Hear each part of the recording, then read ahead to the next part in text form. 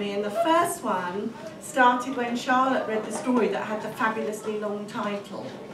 Or, unless I got that wrong, maybe it was the first paragraph, but it sounded like a long title. And I thought, I'm going to read my poem that's got the longest title I've ever given.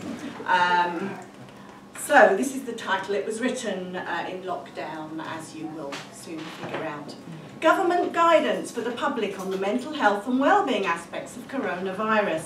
If you can, get outside. If you can't, bring nature in. So this was about the walk I took. Today, I let trills of birdsong into my head, rivulets and rills of sound, washing away the inner dialogue of a busy mind, the fruitless search for a script I waste my time trying to find.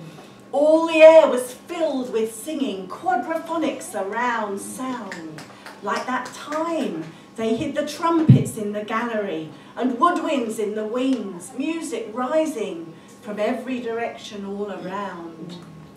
Today, I opened my eyes wide, took a headlong dive into the infinite blue of the sky, sight tracing the silhouettes of trees, riding on puffy clouds of grey and white, coming back to earth to rest on blades of grass, sharpened by interplay of dark and light.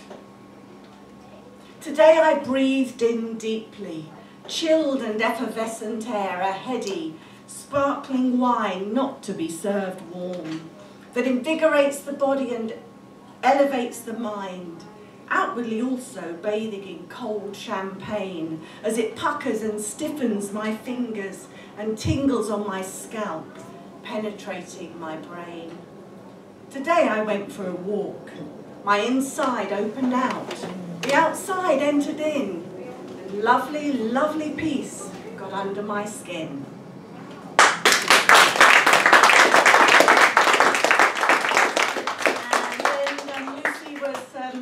Eulogising the season before it finally gets too soggy and leaves us.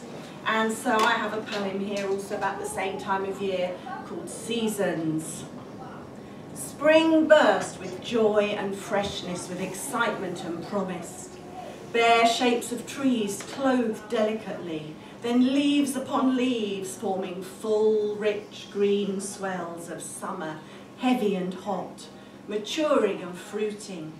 And to release that fruit, something has had to fall, something has had to break, something has had to die. And now as leaves dry and thin, here is that shape again beginning to emerge. The dry leaves first display their loveliest colours.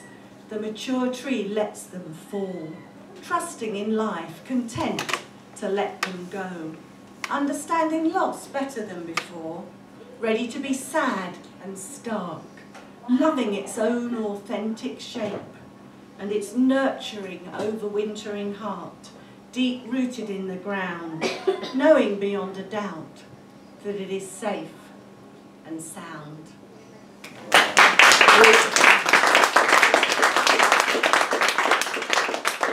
And then we had Diano talking about the tides, and when he did his poem, he was speaking very fast one minute and very slow the next. This one isn't in the book. I wrote a poem about the tide, thinking about how it comes in quick and then it seems to stay there, then it goes out quick and then it seems to stay there a long time. And I wrote this poem just at the end of a very long period of going to therapy, and it was coming to an end, and I was thinking about things that had been turned around. And you know, it sits there for a long time as if nothing's happening, and then suddenly you notice the tide's coming back in. So this one's called The Turning of the Tide. Today we talked, and underneath the talk I was listening to the music of the trees. Not a whisper, not a rustle, but what was it? But a stirring, like the ever-flowing rhythm of the sea. And our words were like the foaming on the edges of the waves, dying away to nothing on the sand. But the weight of interaction over years and months and days was the pulling of the tide against the land. Yes, what goes on when the tide is out?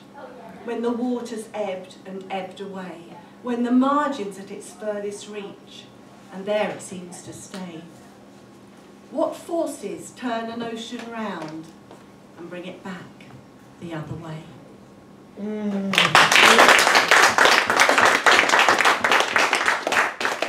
got time for one more, Jason? Yeah. I didn't prepare, so I didn't do timing. Usually I do. So we've just heard about physics and maths, and this is my poem that's got a bit of physics and maths in it, among other things.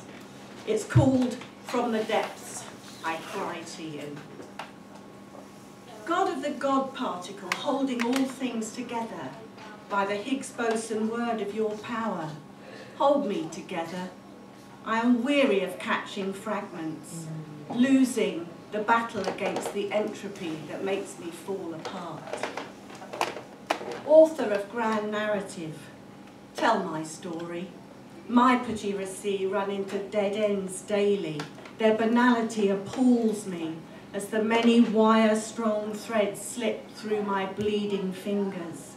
I cannot even hold them. To weave them together is not within my art.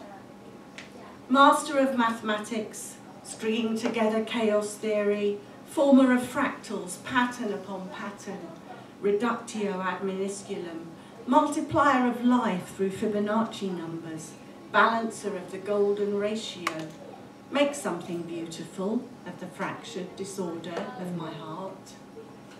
Wow.